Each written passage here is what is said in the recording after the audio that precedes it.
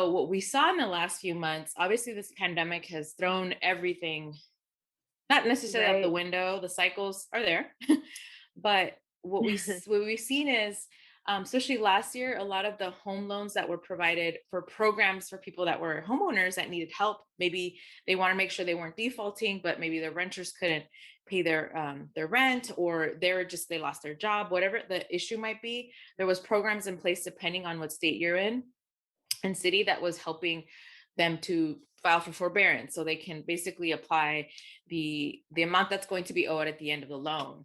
And most of that did end by the end of the year. And then on top of that, a lot of investors, sometimes people think, oh, real estate investors, everybody is, has multiple units. Sometimes real estate investors are the regular people that just start with their first Mhm. property that they might be renting in their own, and then they bought a rental property and they're hoping the renters keep up with their payments, right? Because that's how they pay the mortgage. Right. The difficulty that we're seeing, and there's just so much stat and research on it, depending on what city you're on, but a lot of renters did have to declare some type of hardship because they loss of income, they were working from home, or whatever the situation might be. And people got sick. Let's just be honest. We've had many podcast episodes about this, right?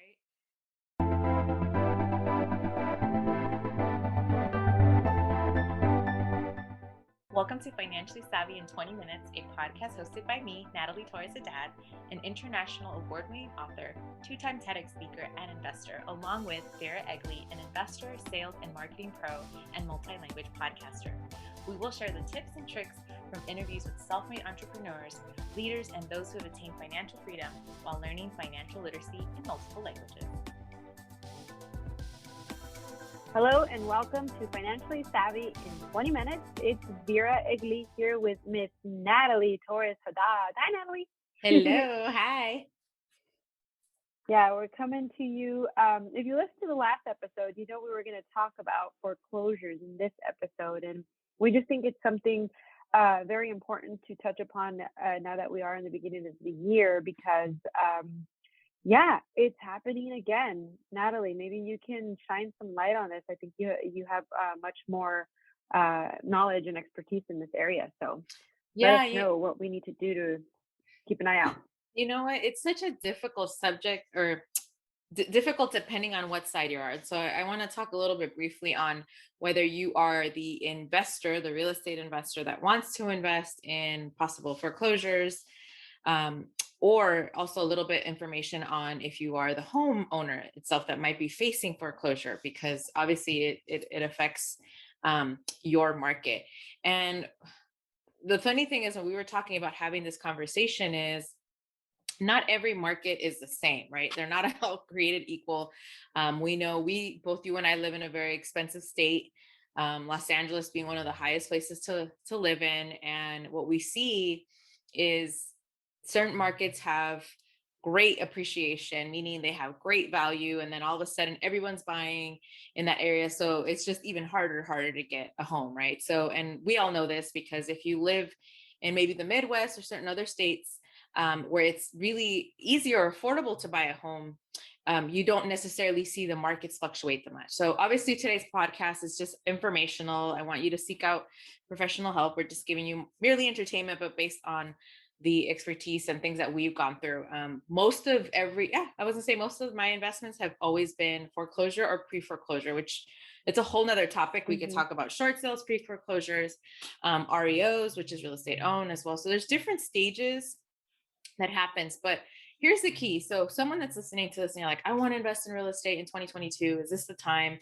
I'm going to say yes. And a lot of my mentors and people I work with are getting ready to purchase something by the end of the year. I know it's still January or beginning of the Hmm. year. And what we're looking at is what has happened in the last few quarters. And sometimes people are in denial. I don't think we're going to see the craziness that we saw back in 2008. For those of you who know what the market crash, how it really affected over 9 million homes that were foreclosed, which is insane to think about.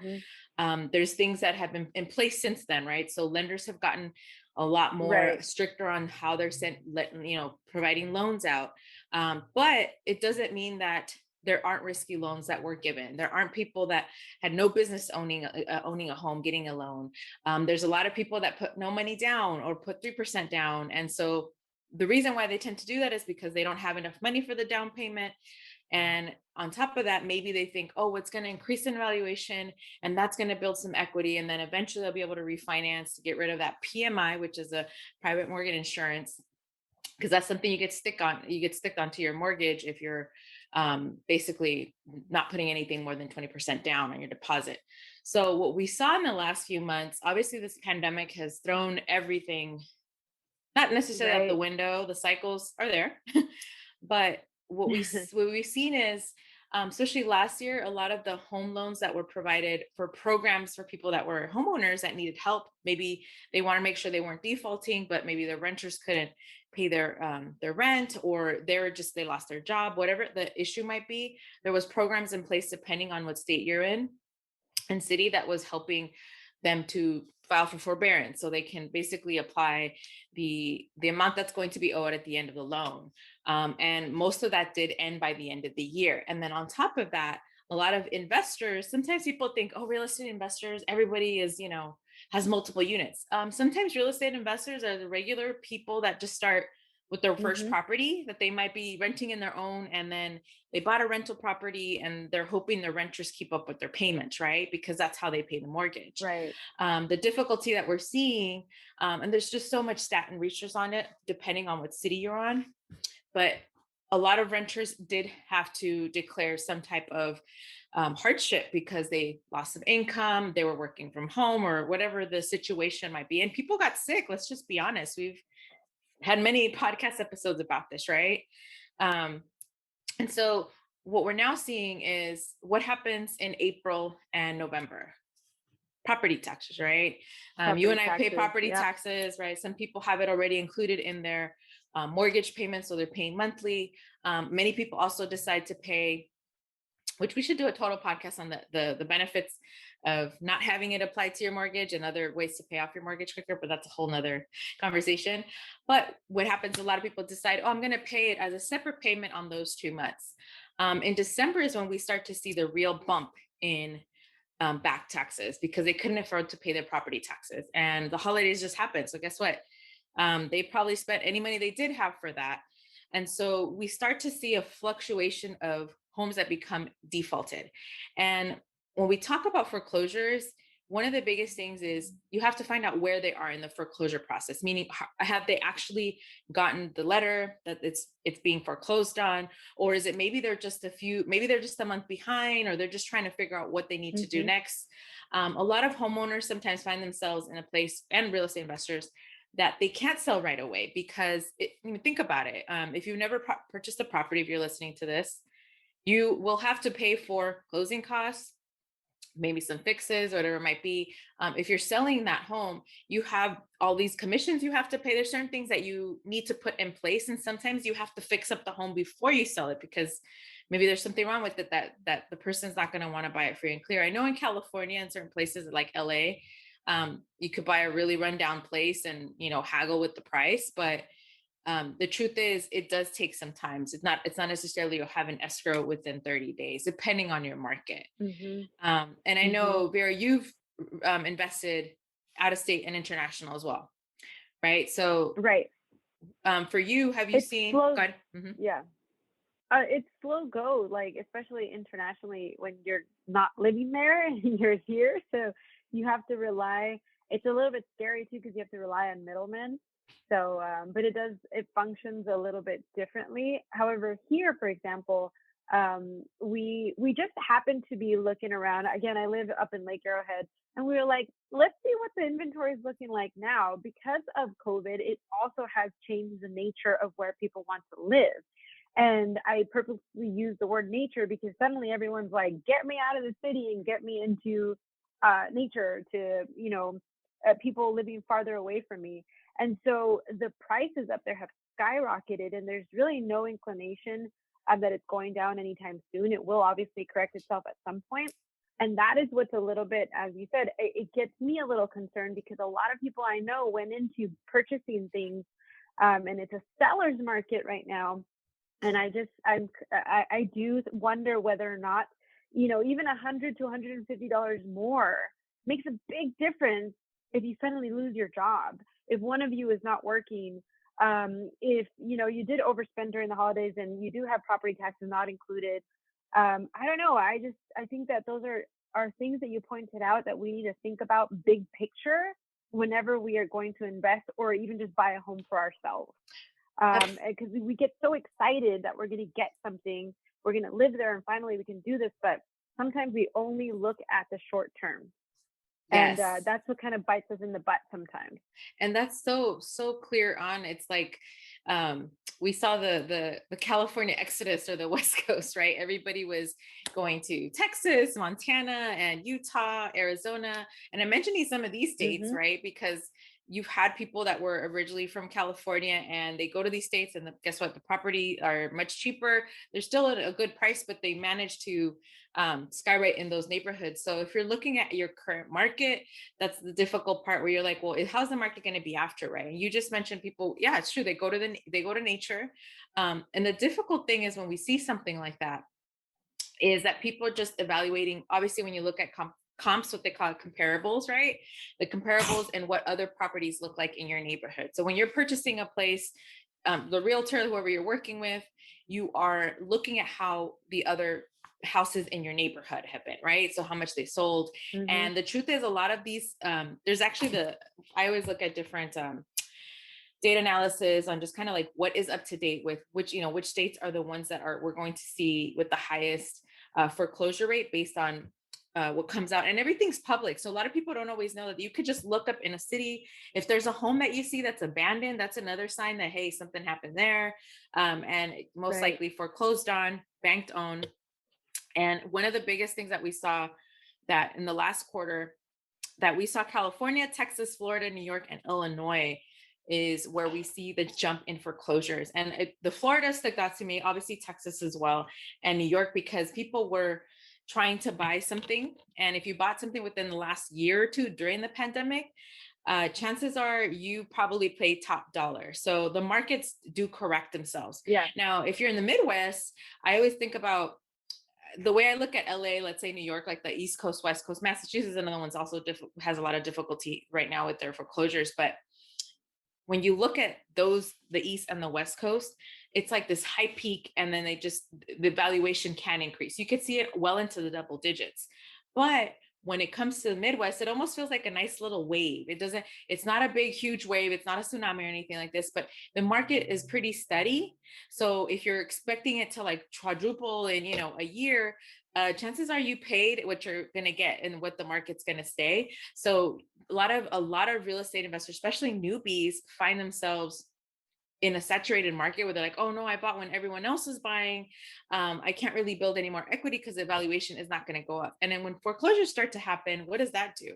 It lowers the market value in your area. So the thing In about general, yeah. foreclosures is it's bank owned, basically. And most people are willing to pay cash, or real estate investors can get at a really good deal. I mean, depending if you're going to auction, all these things.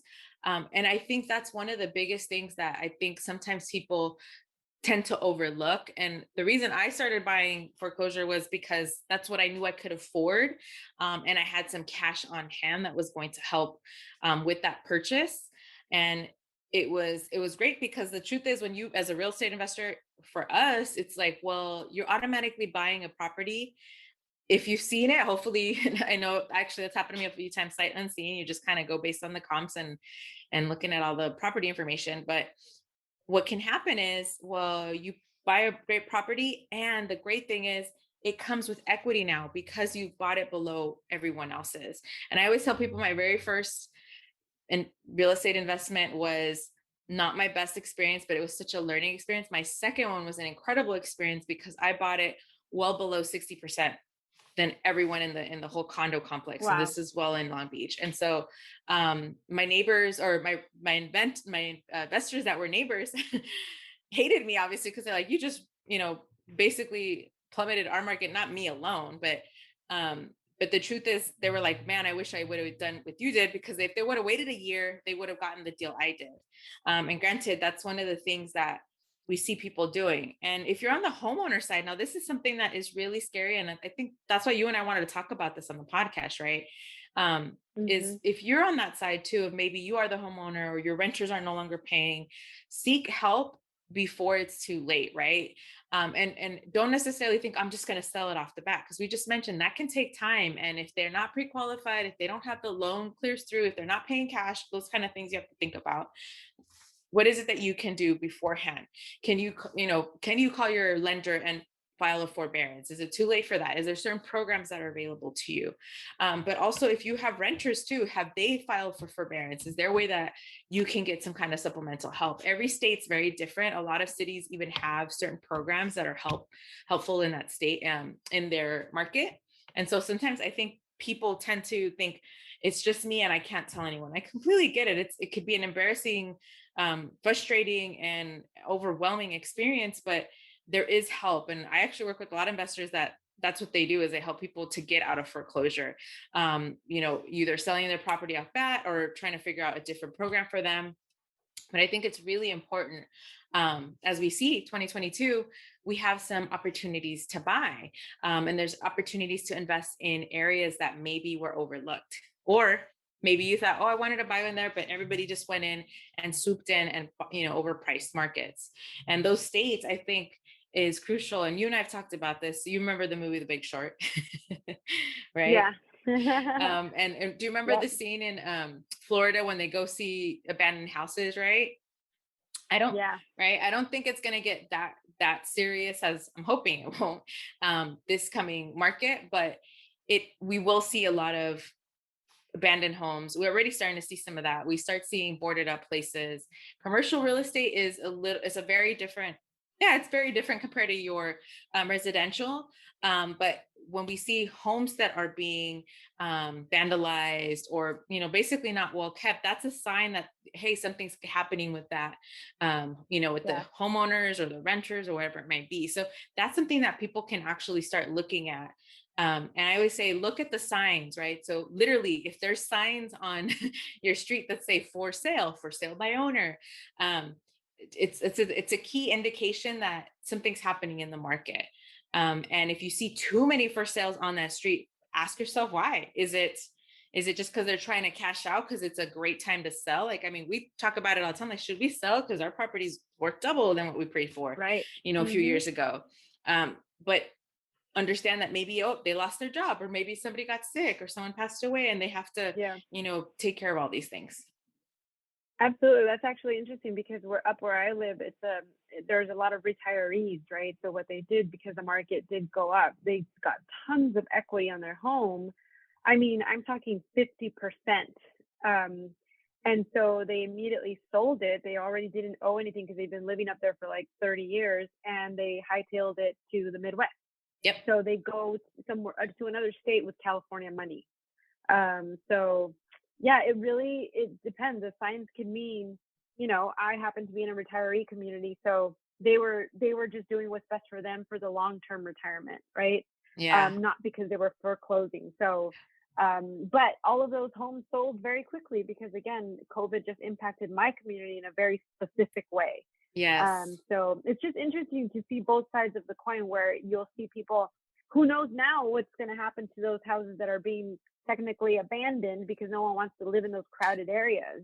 Right. How long will it take before people are comfortable to get in there? Yeah, and it's looking at what is, even in like certain cities, like we have major corporations headquarters that were here in California that moved to Texas, that moved to the Midwest, right, Yeah. where taxes are, much less than here. And so that's also an indication that maybe your neighborhood might be dealing with some of those, financial setbacks, because now it's like, okay, well, now they're going to need people to move into these places or rent them out. And for LA, it's a very different market compared to most states or most cities, I would say, because rent does continue to increase, especially because there's less houses. So that's something to think about. We've been talking about 2022 goals, and I know a lot of people mentioned they want to invest. And so think about what neighborhood you want to invest in, what type of property you're looking to invest in, and if it's going to be a foreclosure, do you have enough cash in hand to do so? Or are you partnering up with someone else to come up with that money, right? Because that's one thing you want. It's going to be a little bit of a bidding war again too. So just because you think you're the only one that's thought of this, guess what? Other people are thinking about it as well, and they can come Yeah. in and swoop. And true story, before we end, I'll share this one. I remember around December, no, it was at the end of November, found a HUD property. It was out of state and submitted my offer, and it was going to be cash. So, and granted, Midwest, what we put down for Midwest home is like down payment here in Los Angeles. And they rejected it. They're like, you know what? No, we had other offers, and some of them were going to go to the traditional lending route. And so about less than 30 days passed, and something happened there was like 4 people ahead of us that were going to get traditional lending. And for some reason, they didn't work. And then within the week before the 30 days was over, they came back to us to say, did you still want the property? If so, we need to close within the week. And of course, we swooped in, and it was the same offer. So sometimes don't feel like, well, it has to happen now, but it's just because I had cash and they knew we can close literally in a few days, that made the difference. So, sometimes thinking ahead and saying, can I save 100,000? Would that, help me out in a property somewhere else out of state, can go a long way. So some thoughts, and I think you and I will have to definitely chat more on this. Yes. But just wanted people. I think it's important. Yeah. I think everything you just touched upon is so critical. And even just we'll have to do another episode also on what it means to save for the deposit, but still thinking long-term, can I afford the overall? Oh, right? Yeah. Because you might be able to get into the loan, but can you pay it off? In the long term? So can you deal with the fixes, with the hassle? And if you're renting it out, can you deal with all the upkeeps? And we're going to have a few people, actually a few guests that are not just lenders themselves, but they help foreclosure as well. And so they'll be able to share their expertise. So make sure you stay tuned for the next episode, but we're looking forward to answering any questions too. I'm sure many of you have so many, because literally we just talked about this in less than 20 minutes when we can talk for days on this. So stay tuned to the next one. Have a good one. Bye. Thanks, everyone. Thank you, and please make sure to subscribe and leave your comments and reviews. To learn more about the podcast, check out the website and Instagram, Financially Savvy in 20 Minutes, and watch interviews on YouTube and IGTV. To become a sponsor or hire us for your next workshop or speaking engagement, please visit financiallysavvyin20minutes.com. All it takes is 20 minutes daily to become financially savvy. Music by Nikki and produced by Robert DeLude.